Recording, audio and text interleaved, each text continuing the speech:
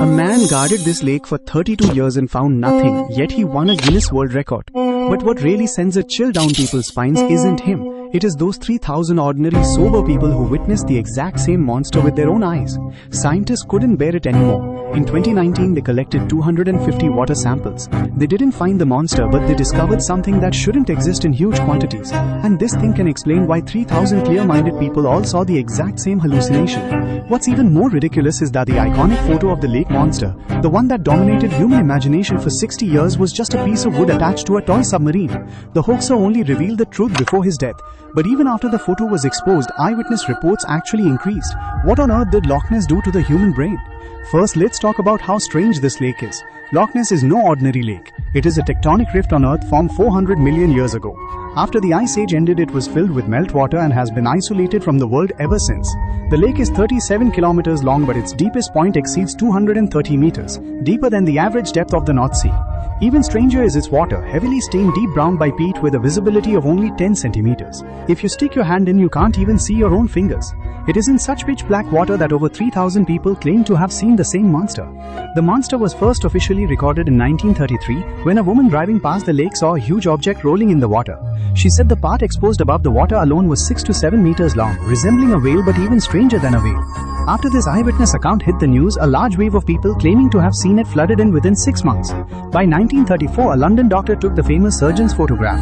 A long neck gracefully extending from the water, a tiny head and a perfect monster silhouette. Media around the world went wild reprinting it. Back then, Photoshop didn't exist. A photo was solid proof. This belief lasted for a full 60 years. Until 1994, when a 90-year-old man approached the media saying he wanted to reveal something before he passed away. He was the stepson of the person who orchestrated the hoax back then and the last surviving person who knew the truth. He revealed that the long neck was soft wood driven by a toy submarine.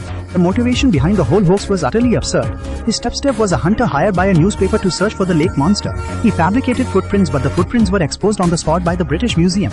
Out of embarrassment and anger, he plotted this photo not to fool the world but simply to vent personal grudge. Yet with a single breath, it ended up deceiving the entire planet for 60 years. But the most shocking detail comes next. After the photo was exposed as a fake, eyewitness reports didn't decrease. Instead, they continued to rise sharply over the following years. Why? Because that photo had already burned a fixed template into the minds of multiple generations. A long neck, a small head, a humped back emerging from the water. From then on, whenever anyone stood by the lake and saw something slightly blurry on the water surface, their brain would automatically fit it into that template within 0.1 seconds. It's not that you see the monster first, it's that your brain generates the answer for you first and then you go look for evidence in reality. In psychology, this phenomenon has a name, pareidolia. The human brain is naturally hardwired to search for familiar shapes in ambiguous information, seeing faces in clouds or eyes in foam. This is an instinct etched into our genes, and the pitch-black water of Loch Ness amplified this illusion to the extreme. Scientists decided not to rely on the naked eye anymore but on instruments. In 1987, a joint British-American team deployed 24 vessels equipped with military-grade sonar sweeping across the lake bed like a comb. They actually detected a massive moving object, sending shock waves across the globe. But the analysis of the results left everyone silent. Those signals were generated by mutual interference among the 24 sonar units. What the sonar detected wasn't a monster but its own echoes. This is because Loch Ness has a very special thermocline structure, causing the sound waves to refract and bend in the water. Schools of fish end up looking like a single colossal creature. Decomposing gas bubbles turn into moving points of light. The entire lake bed is a natural acoustic trap. When instruments can't be trusted, it's time for genetic testing. In 2019, Professor Neil Gemmel's team from the University of Otago in New Zealand conducted environmental DNA analysis on water samples from over 250 locations across Loch Ness. In total, they analyzed over 500 million gene sequences. The results were crystal clear. No reptiles, no sharks, no sturgeon. The possibility of a plesiosaur was completely reduced to zero. But they did find an abnormally high concentration of DNA from one specific creature, European eel, present at almost every single sampling point, far exceeding normal water bodies. Professor Gemmel made a statement: "We cannot rule out the possibility that there may be extraordinarily giant eels in Loch Ness. European eels are usually only about 1 meter long, but if an eel stays in the lake for certain reasons and doesn't swim back to the Atlantic Ocean to reproduce, it will keep growing. In theory, it could grow to 3 to 4 meters or even longer." A 4-meter eel curving its body and swimming across the pitch-black surface of the lake, processed by the brain's long-standing template of a long neck and humped back, could absolutely be described by eyewitnesses as a prehistoric monster. However, this explanation still doesn't solve every mystery. Eels don't have long necks, they don't lift their heads out of the water, and they certainly can't walk along the shore. Yet in the entire history of sightings, there is one recorded incident that remains unexplained to this day. In 1933, someone wrote a letter to a London newspaper saying that he and his wife were hiking on the mountain beside Loch Ness when they saw a dinosaur-like creature crawling on land with their own eyes.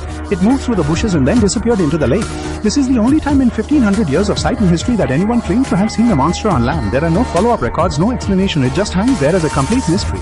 In March 2025, the first official sighting of recent times emerged at Doe's Beach on Loch Ness. An eyewitness captured a huge dark shadow beneath the calm surface of the lake. The footage lasted for several minutes.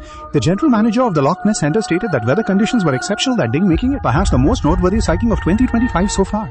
By October of that same year, a fourth official sighting was recorded. The total count for the year had already surpassed the figure for all of 2024. Meanwhile, during the 2025 Quest exploration event, researchers used underwater robots for the first time to capture clear footage of giant barracudas in the deep water zone. This was the first direct video evidence of large predatory fish residing in the deep water zone. The robots even dug up a cable from the mud at the bottom of the lake, part of the underwater high-frequency strobe equipment set up by famous monster hunter Dr. Robert Rines in the 1970s. That equipment had been resting peacefully on the lakebed for over half a century.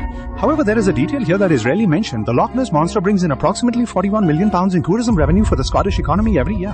Over 70% of tourists come specifically because of the monster. A complete industry chain has been built around it, themed hotels, monster tour boats, souvenirs and dining projects. Every single commercial entity relies on this mystery remaining unsolved forever.